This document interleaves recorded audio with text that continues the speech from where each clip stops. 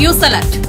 లోక్సభ ఎన్నికల తుది దశ పోలింగ్ జరగనుంది. ఆ తర్వాత రానున్న ఎగ్జిట్ పోల్స్ పై కేంద్ర ఎన్నికల సంఘం శుక్రవారం కీలక ఆదేశాలు జారీ చేసింది. శనివారం సాయంత్రం నిర్ణీత సమయం కంటే ముందు ఫలితాలను ఇవ్వకూడదని ఈసీ ఆదేశాలు జారీ చేసింది.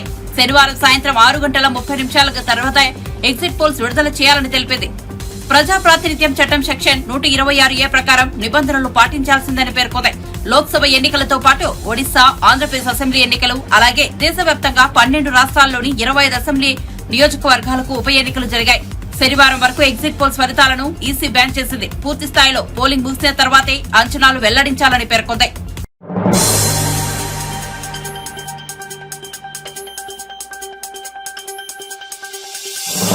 ఆంధ్రప్రదేశ్ ముఖ్యమంత్రి వైఎస్ జగన్ విదేశీ పర్యటన ముగించుకుని తిరిగి వచ్చారు. కుటుంబంతో సహా మే 17న లండన్ వెళ్లిన జగన్ ప్రత్యేక విమానంలో గన్నవరం ఎయిర్పోర్ట్ లో ల్యాండ్ అయ్యారు. పార్టీ అధినేతకు స్వాగతం చెప్పేందుకు పెద్ద సంఖ్యలో వైసీపీ నేతలు ఎయిర్పోర్ట్ బయట బారులు తీరారు. మంత్రులు, ఎమ్మెల్యేలు పుష్పగుచ్చాలతో సీఎం జగన్ కు స్వాగతం పలికారు. 15 రోజుల పాటు సీఎం జగన్ తన కుటుంబంతో కలిసి లండన్, స్విట్జర్లాండ్ లో పర్యటించారు. రాష్ట్రంలో అసెంబ్లీ, లోక్సభ ఎన్నికల పోలింగ్ ముగిసిన మరుసటి రోజు ఆయన లండన్ వెళ్లారు. కాగా విదేశీ పర్యటన ముగించుకుని వచ్చిన జగన్ నేరుగా తాడేపల్లిలోని తన అధికారిక నివాసానికి చేరుకున్నారు. పార్టీ నేతలతో జగన్ భేటీ కానున్నట్టు వైసీపీ వర్గాలు తెలిపాయి. ఈ నెల 4న ఓట్ల లెక్కింపు సందర్భంగా తీసుకోవాల్సిన జాగ్రత్తలపై పార్టీ ముఖ్య నేతలతో ఆయన చర్చించనున్నట్లు వెల్లడించారు. తాను విదేశీ పర్యటనలో ఉన్న ఈ 15 రోజుల్లో ఆంధ్రప్రదేశ్ లో జరిగిన పరిణామాలపై చర్చ జరుపుతారని సమాచారం.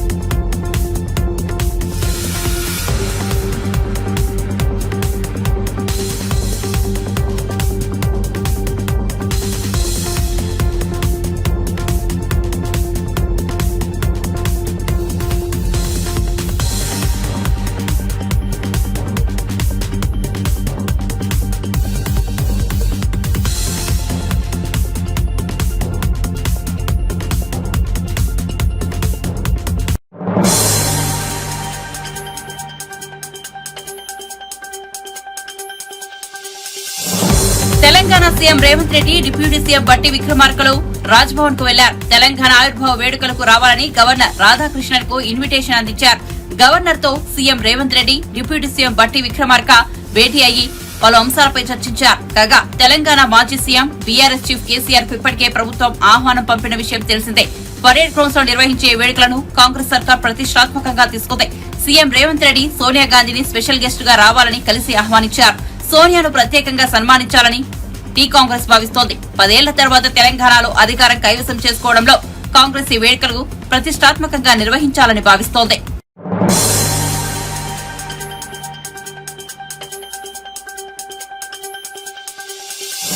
చార్మినార్ వద్ద నిరసనలు తెలపడంతో కేటీఆర్ పై చార్మినార్ స్టేషన్ పోలీసులు ఎఫ్ఐఆర్ నమోదు చేశారు. కేటీఆర్ తో పాటు బీఆర్ఎస్ ఎమ్మెల్యేలు మాగంటి గోపీనాథ్, పద్మారావు గౌడ్, పొన్నాల లక్ష్మయ్య, ఇతర నాయకులపై సెక్షన్ 188 కింద కేసు రిజిస్టర్ అయితే. కాగా కాంగ్రెస్ ప్రభుత్వం రాష్ట్ర అధికారిక చిహ్నంలో మార్పులు చేస్తున్న విషయం తెలిసిందే. ప్రస్తుతం లోగోలో ఉన్న కాకతీయ కళాతోరణం, చార్మినార్ను తొలగించి వాటి స్థానాల్లో కొత్త డిజైన్ రూపొందిస్తున్నట్లు తెలుస్తోంది. లోగోలో మార్పులు చేస్తూ రేవంత్ రెడ్డి సర్కార్ తీసుకున్న నిర్ణయంపై బీఆర్ఎస్ బగ్గుమట్టవుతాయి. ఈ నేపథ్యంలోనే రాష్ట్ర లోగోలో మార్పులు నిరసిస్తూ గురువారం మాజీ మంత్రి కేటీఆర్, ఎమ్మెల్యేలు చార్మినార్ వద్ద ధర్నా చేపట్టారు. ఈ క్రమంలోనే అనుమతి లేకుండా చార్మినార్ వద్ద ఆందోళన చేశారని పోలీసులు కేసు నమోదు చేశారు.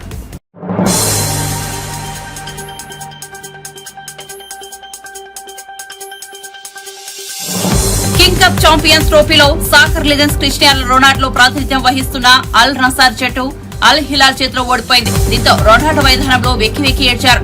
ఇలా ఫుట్బాల్ దిగ్గజం కన్నీటి పర్యంతమైన వీడియో ప్రస్తుతం నెట్టింట వైరల్ అవుతోంది.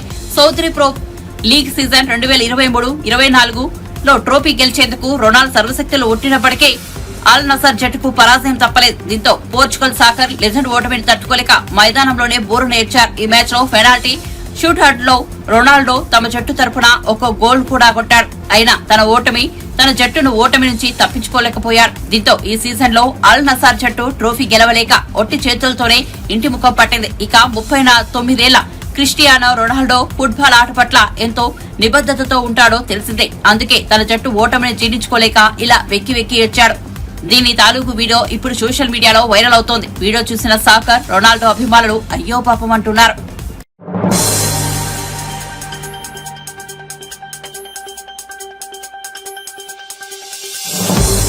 సంతానం లేని చాలా మంది దంపతులు పిల్లలను దత్తత తీసుకోవాలనేవారు ప్రభుత్వ అనుమతితో చట్టపరంగా దత్తత తీసుకుంటే ఎలాంటి ఇబ్బందులు ఉండవని పంచాయతీరాజ్ గ్రామీణాభివృద్ధి మహిళా శిశు సంక్షేమ శాఖ మంత్రి సీతక్క సూచించారు. యూసఫ్గూడలోని శిశు విహార కేంద్రాన్ని శుక్రవారం ఆమె తనిఖీ చేశారు. చిన్నారుల అక్రమ రవాణా నుండి తీసుకొచ్చిన చిన్నారులను పరామర్శించి వారి ఆరోగ్య పరిస్థితులపై అధికారులు అడిగి తెలుసుకున్నారు. చిన్నారుల కుటుంబ సభ్యుల వివరాలు సేకరించి వారికి కౌన్సిలింగ్ ఇచ్చి చిన్నారులను అప్పగించాలని అధికారులను ఆదేశించారు. ఈ సందర్భంగా ఆమె మాట్లాడుతూ తెలంగాణ, ఆంధ్రప్రదేశ్ లోని వివిధ ప్రాంతాల నుండి 16 మంది చిన్నారుల మానవ అక్రమ రవాణా ముఠాలను పోలీసులు పట్టుకున్నారని తెలిపారు. ఇందుకోసం చట్టపరమైన ప్రక్రియను అనుసరించాలని పేర్కొన్నారు.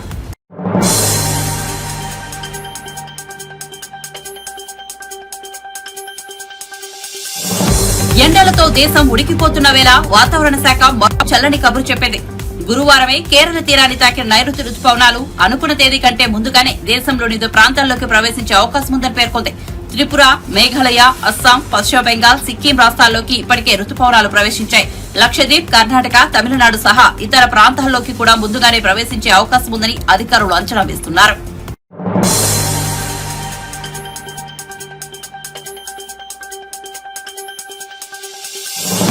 ఈసారి జగన్మోహన్ రెడ్డి దారుణంగా ఓడిపోతున్నారని సిపిఐ జాతీయ ప్రధాన కార్యదర్శి నారాయణ జోషం చెప్పారు. గత 5 ఏళ్లలో వైసీపీ నాయకులు చేయని పాపాలంటూ లేవని, కాబట్టి ప్రజలందరూ కలిసి ప్రభుత్వానికి వ్యతిరేకంగా ఓటేశారని తెలిపారు. తిరుపతిలో మాట్లాడుతూ ఆయన వ్యాఖ్యలు చేశారు. జగన్ ఓడిపోతున్నారని తెలిసి కూడా వైజాగ్ లో ప్రమాణ స్వీకారం ఉంటుందని ఏర్పాటు చేస్తుండడం విడ్డూరంగా ఉందని విమర్శించారు. సీనియర్ ఐపీఎస్ అధికారి ఏబీ వెంకటేశ్వరరావుపై రాజకీయ కక్ష పెంచుకున్న జగన్ ఆయన్ను తీవ్రంగా ఇబ్బందులకు గురిచేశారని ఆగ్రహం వ్యక్తం చేశారు. ఏబీవీకి విధులు కేటాయించాలని సీఎస్ జవహర్ రెడ్డికి తాను లేఖ రాశానని, పదవి విరమణ రోజు ఆయనకు పోస్టింగ్ ఇవ్వడం సంతోషాన్నిచ్చిందని తెలిపారు. చేసిన పాపాలను కడుక్కునేందుకు ప్రధాని మోదీ కన్యాకుమారి వెళ్లారని, అక్కడ ధ్యానం చేయడం అంటే ఆ ప్రాంతం కలుషితం చేయడమేనని నారాయణ విమర్శించారు. ఏబీ వెంకటేశ్వర యొక్క శిక్షణ తగ్గించి డ్యూటీ ఇవ్వండి. ఈరోజు డ్యూటీ చేస్తే సరిపోతుంది, ఇంకా రేపు నుంచి రికార్డ్ అయిపోతాడు ఆయన. ఇవ్వమని చెప్పాను. This is the high time for you to take a decision చెప్పేసి అని నేను ట్విట్టర్లో పెట్టి ఆయన పంపించాను.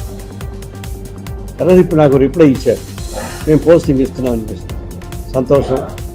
చివరి నిమిషంలో అయినా ఈ జగన్ గవర్నమెంట్ ఆయన చేసిన రాక్షస వికృత్యాలను మరిచి ఈ ఒక్కరోజైనా రియలైజ్ అయ్యి ఏబీ వెంకటేశ్వర గారికి పోస్టింగ్ ఇవ్వడం అనేది చాలా మంచిది. సంతోషం, హర్షం వ్యక్తపరుస్తా ఉన్నాను. డిఐజీ ఇంటెలిజెన్స్గా పనిచేశాడు. ఆయన చాలా ఎఫెక్టివ్ ఆఫీసర్.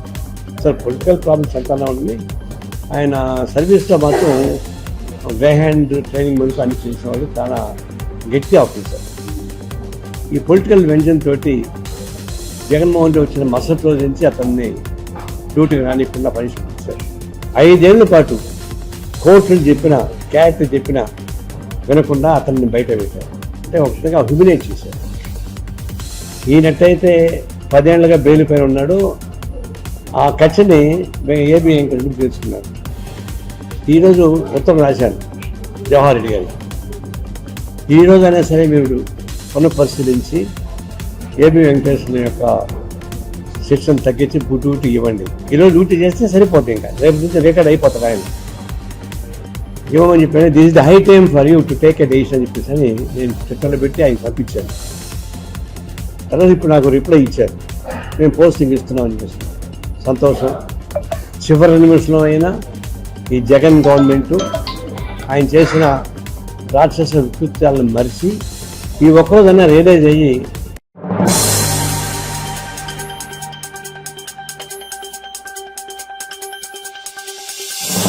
దేశంలో 7 విడతలుగా జరుగుతున్న సార్వత్రిక ఎన్నికలకు నేటితో తెరపడింది. చివరి దశలో భాగంగా 8 రాష్ట్రాల్లోని 57 లోక్సభ స్థానాలకు ఎన్నికలు జరగనున్నాయి. మొత్తం 10.60 కోట్ల మంది ఓటర్లు ఓటు హక్కు వినియోగించుకోనున్నారు. ఉత్తరప్రదేశ్ లో 13, బీహార్ లో 8, పశ్చిమ బెంగాల్ లో 9, ఒడిశాలో 6, జార్ఖండ్ లో 3, పంజాబ్ లో 13, హిమాచల్ ప్రదేశ్ లో 4 స్థానాలకు ఎన్నికలు జరగనున్నాయి. ఉత్తరప్రదేశ్ లోని వారణాసి నుంచి ప్రధానమంత్రి నరేంద్ర మోదీ, మీర్జాపూర్ నుంచి అప్లాదల్ అధినేత్రి కేంద్ర మంత్రి అనుప్రియా పటేల్, ముఖ్యమంత్రి యోగి ఆదిత్యనాథ్ స్వస్థలం గోరఖ్పూర్ నుంచి బీజేపీ సిట్టింగ్ ఎంపీ రవికిషన్ ఈ దశలో బరిలో ఉన్నారు.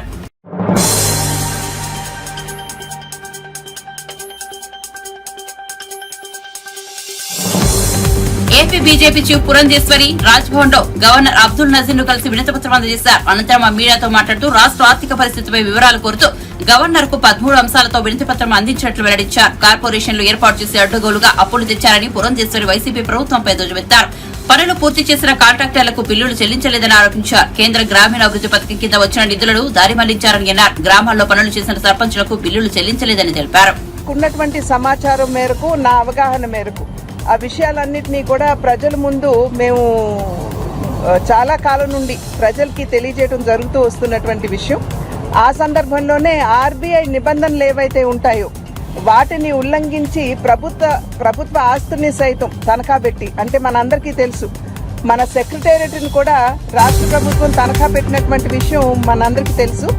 కనుక ఏ విధంగా ఈ ప్రభుత్వ ఆస్తుల్ని తనఖా పెట్టి అప్పులు తెచ్చారు, ఆ కార్పొరేషన్ పేరున అప్పులు తీసుకుని వచ్చి అదేమిటంటే నిస్సిగ్గుగా ఈ కార్పొరేషన్లు చేసినటువంటి అప్పులు మాకు అసలు ఎటువంటి సంబంధం లేదు అని చెప్పి ప్రభుత్వం బుకాయించడం, దీనికి తోడు ఈ అప్పులు చేసి తీసుకొస్తున్నటువంటి సందర్భంలో ప్రభుత్వ ఉద్యోగులు ఉంటారు, వారికి సైతం జీతాలు ఇవ్వకపోవడం, వారికి పెన్షన్స్ ఇవ్వకపోవడం సకాలంలో, అందులోనూ టెండర్స్ ఫ్లోట్ చేసిన తర్వాత పనులు చేసినటువంటి కాంట్రాక్టర్స్ ఎవరైతే ఉంటారు వారికి సైతం బిల్లులు సకాలంలో ఇవ్వకపోవడం, ఇప్పటి వరకు కూడా వారికి బిల్లులు ఇవ్వలేదు సవ్యంగా.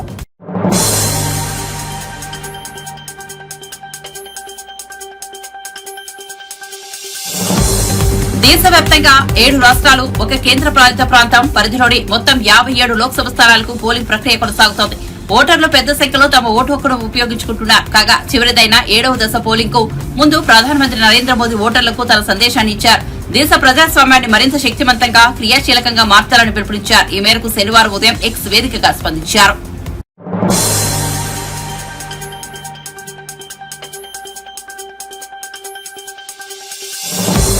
గత అసెంబ్లీ ఎన్నికలకు ముందు తమ పార్టీ నేత బిఎల్ సంతోష్ పై కేసీఆర్ ప్రభుత్వం అక్రమ కేసులు పెట్టిందని, కవితను మద్యం కేసు నుంచి తప్పించుకునేందుకు ఆయనపై కేసులు పెట్టారని బీజేపీ రాజ్యసభ సభ్యుడు డాక్టర్ కె లక్ష్మణ్ ఆరోపించారు. ఫోన్ ట్యాపింగ్ పై రాష్ట్ర ప్రభుత్వం విచారణ చేపట్టాలని డిమాండ్ చేస్తూ ఆ పార్టీ నేతలు ధర్నా చౌక్ వద్ద నిరసన కార్యక్రమం నిర్వహించారు. ఈ సందర్భంగా లక్ష్మణ్ మాట్లాడుతూ తాను కూడా ఫోన్ ట్యాపింగ్ బాధితుడని ఎన్నికల సమయంలో చెప్పిన రేవంత్ రెడ్డి ఇప్పుడు దర్యాప్తునకు మీనమేషాలు లెక్కిస్తున్నారన్నారు. ఒక నమ్మకంతో విశ్వాసంతో మా వైపు చూస్తున్నారు కాబట్టి ఖచ్చితంగా ఈ రోజు మేము గతంలో కూడా గవర్నర్ గారికి విన్నపించాం, సిబిఐ ఎంక్వైరీ జరగాల్సిందే, లేనట్లయితే ఇవాళ కాంగ్రెస్ టీఆర్ఎస్ గోబూచులాడుతున్నాయి, ఒకరు గంగాట ఆడుతున్నారు, ఆ రకంగా మభ్యపెట్టి కప్పిపుచ్చేటువంటి కుట్రలు జరిగిస్తున్నారు. కాబట్టి సిబిఐ జోక్యం చేసుకోవాలని చెప్పి రేవంత్ రెడ్డి గారు మీరు కనుక ఆ చర్యలు ఉపక్రమించకపోతే తెలంగాణ సమాజం మిమ్మల్ని చరిత్ర హీనులుగానే చూస్తుంది తప్పితే చరిత్రలో ఇంత పెద్ద తప్పిదాన్ని చేసేటువంటి ముఖ్యమంత్రిగా నువ్వు నిలబడకుండా ఉండాలంటే నువ్వు వెంటనే సిబిఐ ఎంక్వైరీకి దర్యాప్తు చేయండి. ఆ ఎవరైతే ఆ సూత్రధారుల పేర్లు వాంగ్మూలంలో బయటకు వచ్చాయో వాళ్ళ మీద చట్టపరమైన చర్యలు తీసుకోవాల్సిందని డిమాండ్ చేస్తుంది. ఎంతటి దిగజారారు మా యొక్క జాతీయ నాయకుడు బిఎల్ సంతోష్ గారు తన జీవితం అంతా కూడా ఈ దేశం కోసం, ధర్మం కోసం తన జీవితాన్ని దారబోసి ఏ రకంగా ఇవాళ ఒక ప్రచారక జీవితాన్ని కొనసాగించే వ్యక్తి మీద అబంధాలు వేసి ఏ రకమైన కుట్రలు పడి లేని యొక్క ఎమ్మెల్యేల కొనుగోలు కేసును మీరు తెర మీదకి తీసుకొచ్చి ఏ రకంగా మీరు ఆ యొక్క బిఎల్ సంతోష్ గారి మీద అక్రమ కేసులు బనాయించి రాజీ పడడానికి ఈ కవిత గారు ఏదైతే మరి మద్యం కుంభకంలో కూరుకుపోయిందో, మొత్తం ఈ తెలంగాణకు పట్టినటువంటి ఏదైతే జాడ్యం ఉన్నదో, ఒక మహిళ సారా వ్యాపారం చేసి ఢిల్లీకి, పంజాబ్కు, గోవాకు ఆ రకంగా డబ్బును ఏ రకంగా ఆమ్ ఆద్మీ పార్టీతో కలిసి ఆ ఎన్నికల్లో పంపిణీ చేశారో ఆ ఉదంతం బయటికి రావడం, ఆ కేసులో ఇరుక్కుపోవడం, ఆ కేసు నుంచి తప్పించుకోవడానికి మాత్రమే ఇవాళ బీజేపీ నాయకులను ఈ యొక్క కేసును మేము అక్రమ కేసు బనాయించామని చెప్పి ఆ రకంగా అది కాదు ఆ వాంగ్మూలంలో బహిర్గతం చేశారంటే ఎంత గజాల చర్యలకు కేసీఆర్ గారు మీ పార్టీ పాల్పడ్డదో ఇవాళ స్పష్టమవుతుంది. ఆయన తెలంగాణ సమాజంలో అనేకమైన అనుమానాలు వ్యక్తమైనాయి. బీజేపీ ఆ యొక్క అధికార పార్టీ ఎమ్మెల్యేలు కొనుగోలు చేయడానికి జరిగినట్టు ఉదంతమైనటువంటి ఒక భావన కల్పించే ప్రయత్నం చేశారు. అదృష్టవశాత్తు ఆనాడు నిజంగా భగవంతుడు ధర్మం వైపు ఉన్నారు కాబట్టి ధర్మం వైపు పనిచేసి బీజేపీ జాతీయ నాయకులను ఏ రకంగా ఆదుకున్నారు. లేనట్లయితే మీరు అరెస్ట్ పేరు మీద వాగ్మూలంలో అధికారులు చెప్తాడు. ఆ అరెస్ట్ పేరు మీద ఆ సంతోషి బీజేపీ అరెస్ట్ పేరు మీద కవిత యొక్క ఆ కుంభకోణాన్ని రాజీ పడడానికి ఉపయోగించాలని చెప్పి బాధను వ్యక్తపడతారంటే ఎంత దిగజారుడు నికృష్టమైనటువంటి రాజకీయాలకు ఈ పార్టీ టీఆర్ఎస్ పాల్పడదో.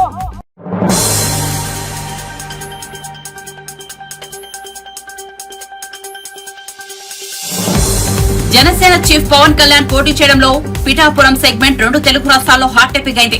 అయితే తాజాగా వైసీపీ ఎమ్మెల్యే అభ్యర్థి వంగ గీతపై మాజీ ఎమ్మెల్యే వర్మ సంచలన ఆరోపణలు చేశారు. కాకినాడ ఈహెచ్ఎస్ ఆసుపత్రిలో ఉద్యోగాలకు 10 లక్షల చొప్పున వంగ గీత లంచం తీసుకుంటున్నారని ఆరోపించారు. ఉద్యోగాల విషయంలో కోట్ల స్కామ్ జరిగిందని అలిగేషన్స్ చేశారు. తమ కూటమి ప్రభుత్వం వచ్చాక కేంద్రం నుంచి విచారణ చేయిస్తామని అన్నారు.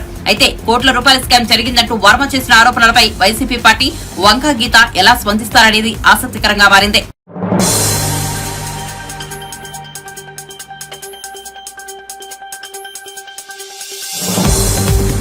ఏపీలో మే 13న ఎన్నికలు జరిగాయి. జూన్ 4న ఫలితాలు విడుదల కానున్నాయి. ఈ నేపథ్యంలో ఎవరు గెలుస్తారనే ఉత్కంఠ నెలకొంది. అయితే వైఎస్ జగన్ మళ్లీ అధికారంలోకి వస్తున్నారని కాంగ్రెస్ హైకమాండ్ కు నివేదిక అందిందట.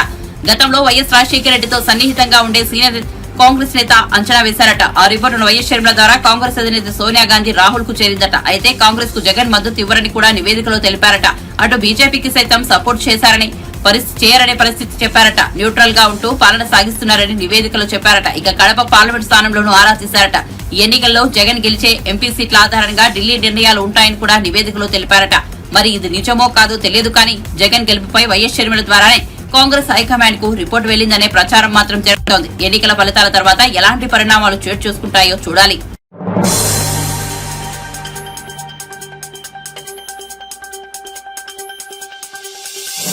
రాష్ట్ర చిహ్నంలో ప్రభుత్వ ఉద్యమకారులకు ప్రాధాన్యత ఇచ్చిందని మీడియా కమిటీ చైర్మన్ సామా రామ్మోహన్ రెడ్డి పేర్కొన్నారు. శుక్రవారం ఆయన మీడియాతో మాట్లాడుతూ గత ప్రభుత్వంలో తయారు చేసిన ఎంబ్లంలో రాచరిక పోకడ గుర్తింపులు తొలగించామన్నారు. అసలు సిసలైన తెలంగాణ వాదులు పోరాటానికి ప్రతీకలైన అమరవీరులు సమ్మక్క సారక్కల వైపు నిలుస్తారు. కేవలం కల్తీగాళ్లు కుంభకోణాలు చేసిన వాళ్లు రాజులు నవాబుల వైపు నిలుస్తారని క్లారిటీ ఇచ్చారు. ఇక కేటీఆర్ పబ్లిసిటీ స్టంట్లకు కేరావడ్డసులుగా మారుతున్నారన్నారు. దేశంలో మోదీ, రాష్ట్రంలో కేటీఆర్లు ఫోటోషూట్లు రాజకీయం చేస్తున్నారని విమర్శించారు. ఇటీవల ఈదురుగాలులతో కూడిన భారీ వర్షం కారణంగా శేర్లింగంపల్లిలో మృతి చెందిన 2 కుటుంబాలకు ₹1,00,000 ఆర్థిక సాయం చేస్తారని కేటీఆర్ హామీ ఇచ్చారన్నారు.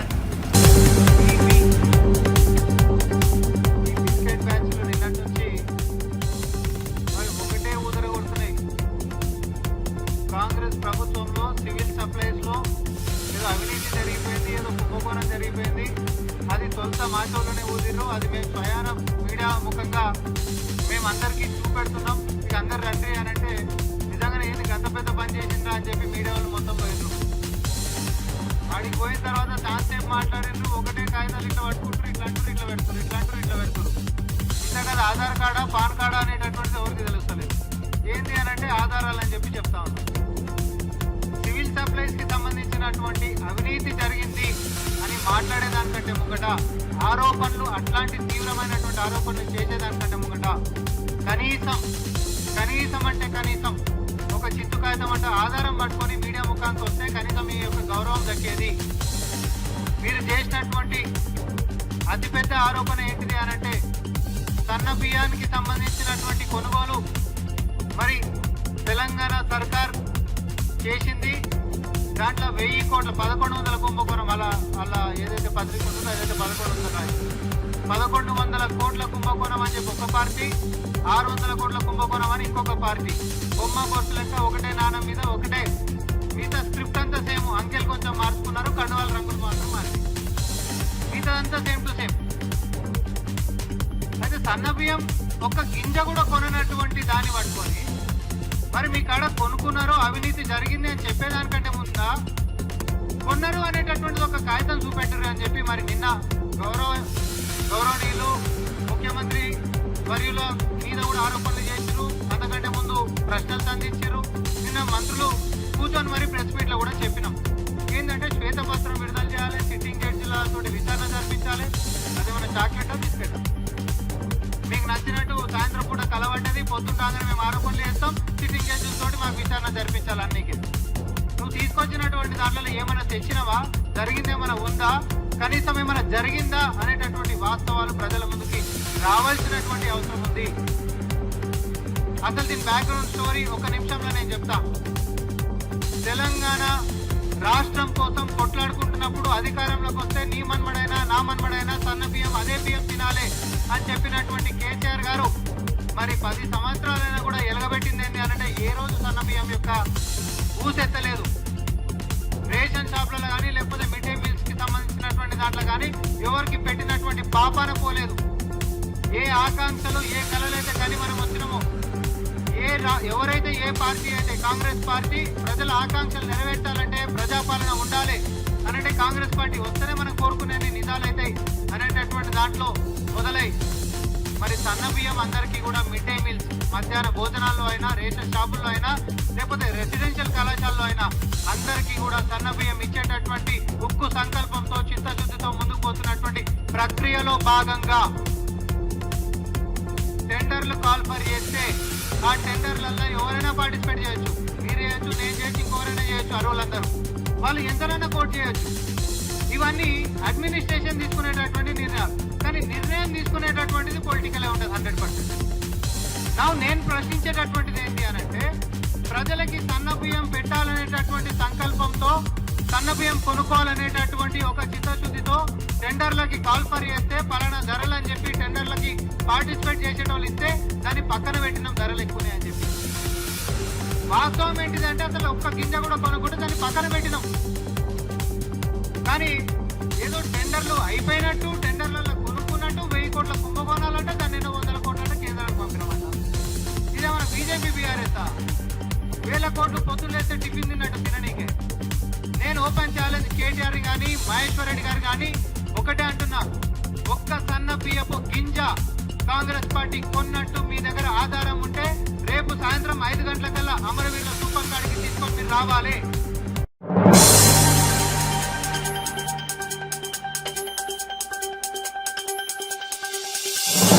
తెలుగు ప్రేక్షకులకు సినిమాలంటే ఇష్టం. సినిమాలను బాగా ప్రేమిస్తారు. పలు కారణాల వల్ల థియేటర్లు మూసేస్తున్న పరిస్థితి నెలకొనవుతాయి.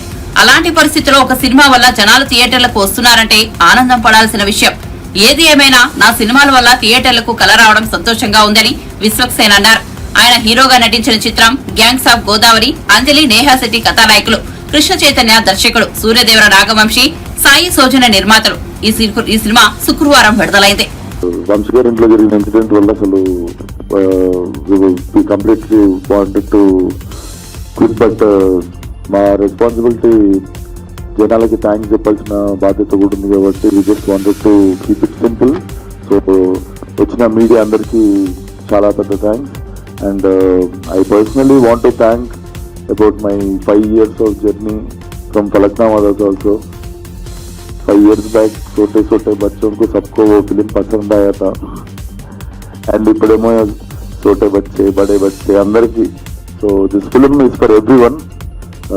थैंक यू जनालंदर की the way they are accepting and encouraging the film.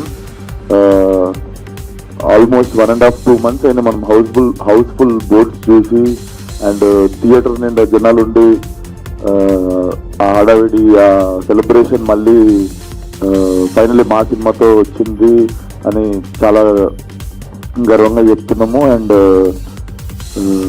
ఇంకా సేమ్ నిన్న మనం మాట్లాడుకున్నట్టే ఇంకో దిక్కు జరిగే పంచాయతీ జరుగుతూనే ఉంది. బుక్ మై షో ఓపెన్ చేస్తే 1,000 మంది 1 బాటిల్ అవి ఇవి అన్నీ నడుస్తున్నాయి. కానీ వాళ్ళందరికి కూడా చెప్పదలుచుకుంది ఏంటంటే, ఏం చేసినా మీరు ఆ హౌస్ఫుల్ అనే బోర్డు పడ్డం ఆపలేదు. మ్యాట్నీకి షో నుండి ఫస్ట్ షో నుండి అసలు ఎంత లెవెల్ పికప్ అయిందని అందరు డిస్ట్రిబ్యూటర్లు ఫోన్ చేయడం. అండ్ టైగర్ రుకేగా నైట్లో అంతా నెగిటివ్స్ 1.1 ఇస్తున్నారు. అంటే మీరు కొంచెం జెన్యున్ గా ఉంటారు కాబట్టి మిమ్మల్ని ఎవరైనా కార్నర్ చేసి టార్గెట్ చేస్తున్నారు అనుకుంటున్నారా ఏంటి? ఇది ఆ బుక్ మై షో పంచాయతీ అయితే వాళ్ళకి ముందు I think Book My Show also should consider this before they use to ticket కొన్నోళ్ళకే స్టార్ అంటే వాడు షో అయిపోయిన తర్వాత మనకు పంపిస్తుండే నువ్వు ఎంత ఇస్తావు రేటింగ్ అని 10కు ఉంటుంది వాడి రేటింగ్.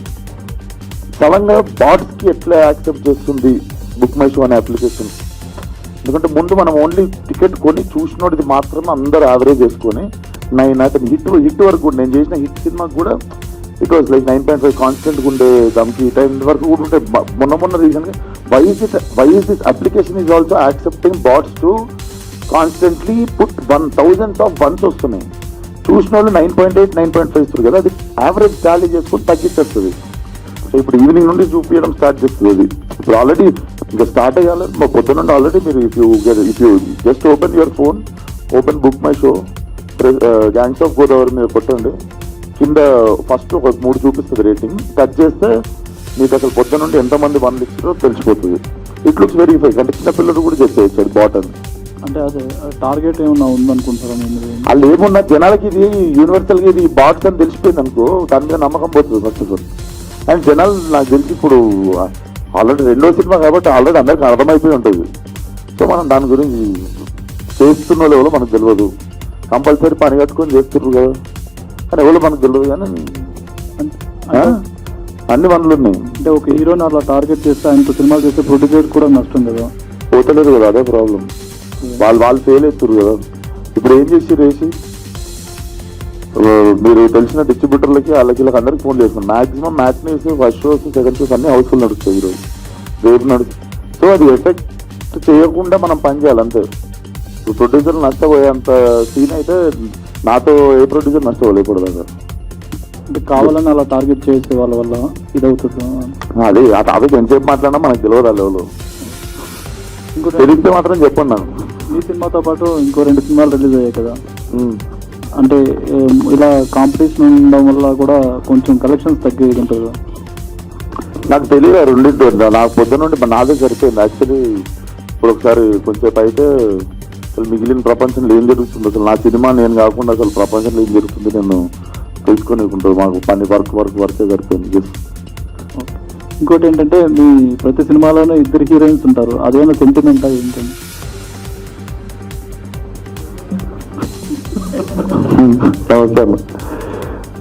సెంటిమెంట్ నేను ఆలోచిస్తున్నా అన్నిట్లోనా హిట్లో ఒకలే ఉన్నారు, సినిమాలు ఒకలే ఉన్నారు. దేవుడా దానికి ఇలా చూసుకుంటే చాలా సినిమాలు ఉన్నారు, బాగుంటాయి కదా చూడటం. గామిలో ఒకలే ఉన్నాయి, గామిలో ఉన్న ఒకళ్ళు కూడా హీరోయిన్ క్యారెక్టర్ మీకు తెలుసు. ఇట్లా